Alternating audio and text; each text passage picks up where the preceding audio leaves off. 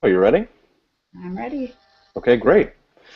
Liberty in Pink is a new hybrid political action committee dedicated to getting liberty-minded women elected to public office. My special guest, Melissa Denker, is the executive director of Liberty in Pink. She's also a former precinct committeeman in Dunham Township of Illinois. Melissa, welcome to the show. Hi, thank you for having me. Yep, great to have you here. So, Melissa, tell us a little bit about Liberty in Pink. Why did you found it, and what are you guys doing? Well, Liberty in Pink is a hybrid political action committee that is focusing on getting female liberty-oriented candidates elected into public office. Hmm. We kind of decided, actually at CPAC, me and a few of my girlfriends were sitting around and we were all wearing pink, and we were discussing, different PACs that are out there and things like that. And we really realized that there isn't an elected official that really captivates the liberty movement. We have people like Julie and Kathy and Lola and all of that, but there isn't really an elected official. I mean, the closest that we could find was like Michelle Bachmann or Sarah Palin, and they don't really captivate the liberty movement.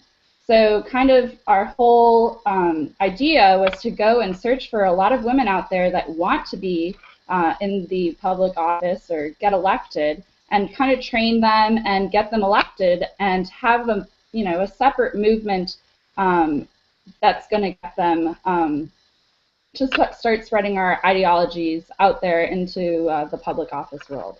So, are there any special places that you're focusing on right now, and have you got any good prospects? We are looking currently at different states, like in Georgia and as well as Virginia and different areas like that. We are focused not just on getting ladies that are Republican elected into office, because a lot of people associate the liberty movement with the Republican Party. We're definitely a non-party-based PAC, so if there's any Democrat ladies out there that want to get elected, especially like in the state of Illinois, where it's mostly a democratically controlled state, we're definitely looking. And we have on our website a place where if anybody is interested to nominate themselves, and we'll give you a shot.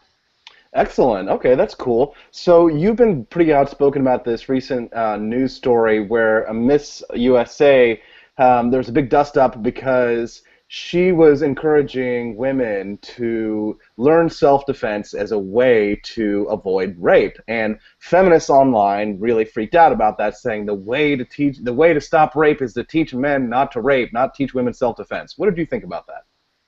Well, for me, I'm a proud proponent of self-defense and the Second Amendment and all of that, and women being able to conceal carry.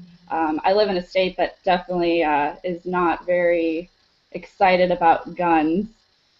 So for me, when I saw these women, bashing a lady that took a step to empower herself, Mhm. which some women feel that you're not empowering yourself when you're defending yourself, that you're putting your life on the line, which you are. But it's still, for me, it was frustrating to see these women who are all about, yeah, let's empower women, let's close the gender inequality gap, and instead these women are saying, you shouldn't have done that. You're victim blaming, you're adding to the rape culture. And for me, I was like, she's really not. She's taking a stand against somebody that's harming her, just like you would take a stand on a political opinion that so many of these women do and have done with this issue. So for me, it kind of bothered me to see that women were being a little more hypocritical of the way the feminist movement is kind of going towards. And it's definitely focusing on one agenda only. And it kind of bothers me to see that that agenda is really the progressive or the left, super left wing way, because if women want to actually empower themselves, they need to take a time to step out of the box and look at different issues and start making different solutions, because there's more than one solution when it comes to things like that. So what do you think of the modern feminist movement as it stands today? Do you call yourself a feminist? I would not call myself a feminist. Hmm. I think some people would say that I'm more feminist leaning, but I wouldn't call myself a feminist because I do feel that everybody on this planet is really created equally. And I do feel that, a lot of women, I am more women oriented leaning because I do feel that women have the capabilities of becoming a strong proponent in fixing things worldwide. education is a huge thing for women worldwide to start empowering themselves. So I wouldn't exactly consider myself a feminist because I don't agree with some of their ideas and their opinions, but I definitely am more prone to empowering women. That's very interesting because a lot of people nowadays they want to talk about equality and equality being sort of like the central issue. There was a case just recently out of the University of London where they banned a Nietzsche Club specifically because the Nietzsche Club said things like equality is a false god. Do you think that men and women are equal? And what do you think of when you hear people saying we want equality like that? Well, for me, I do think people are equal in the fact that we're all people and we should all treat each other just like human beings. Realistically, though, it's not really going to happen. People are going to treat you the way they're going to treat you. So for me to see people just kind of start dividing by sex, by race, by religion, by all the different groups that you could possibly be in, instead of just saying, hey, you are you, and I'm going to respect your opinion or respect who you are, you're subcategorizing all these groups of different types of people. And women, of course, we can't do some things that men can't. I'm going to rustle some jimmies by saying that. And there's some things that men can't do either that women can. And, you know, that's fact of life. It happens. But I shouldn't be stopped. If I want to do something that a man can do, I shouldn't be stopped and said, you can't do that. Everybody has their rights. Everybody, like in the liberty movement, what we do believe is everybody can really do as they please and try to do that. And so for me, I don't like to categorize really by, you know, feminists get really upset and men get really, you know, sexist about the different things that we can do. And it's really like, why can't we just do whatever we want to do? Like, That's a why really good question. That's a really good answer. Very good answer to that question. Now, I want to ask you one more very controversial question. What do you think about traditional gender roles? Um, I well, gender roles. I don't like, I guess for me, I like to cook, I like to clean, I like to do laundry. That probably will upset some people. And, you know, I like a man that can drive a truck and go lift things and whatever you want to call it. But I don't see a reason why women can't do what a man can do or a man can't do what a woman can do.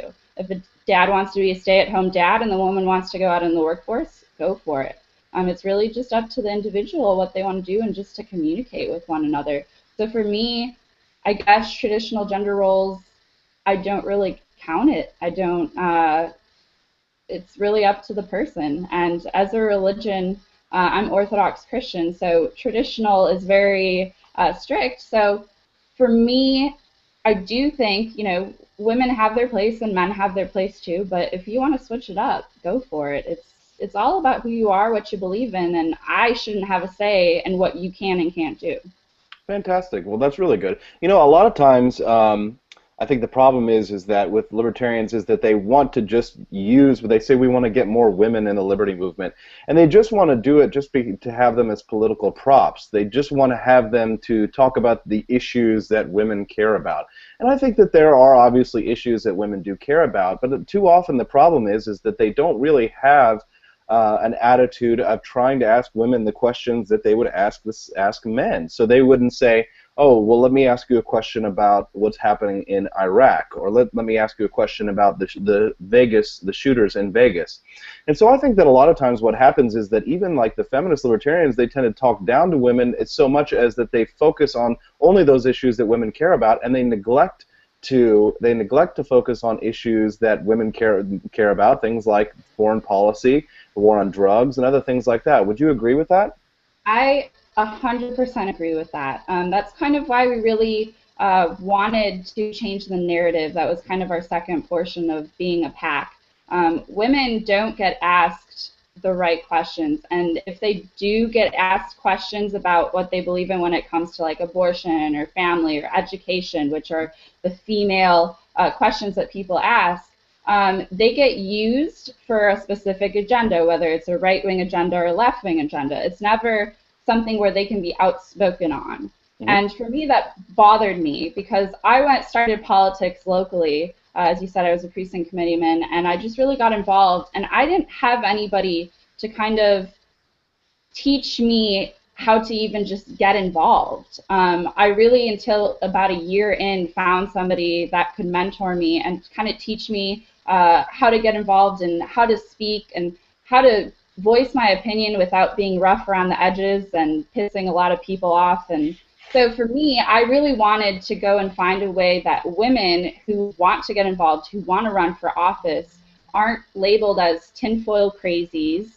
or aren't inexperienced, to teach them how to become an experienced leader that's going to be a true voice for the liberty movement and for the true voice for most Americans, honestly. So for me, I completely agree. We should start asking women about economic policy, about foreign policy, the war on drugs.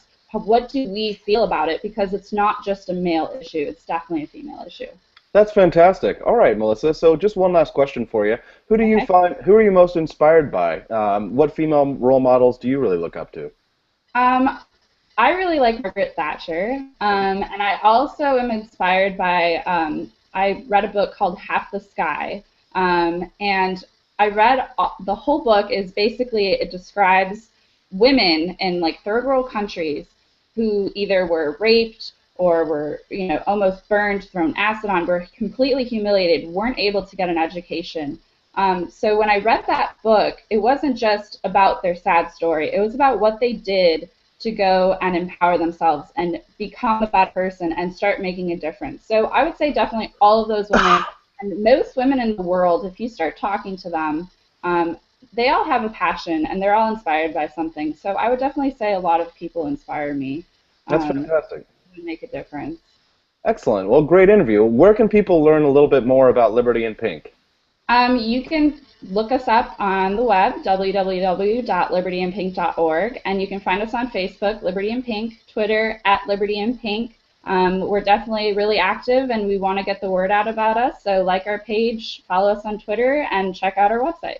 All right, check them out. Thanks very much, Melissa. You have a great day. Thank you, too.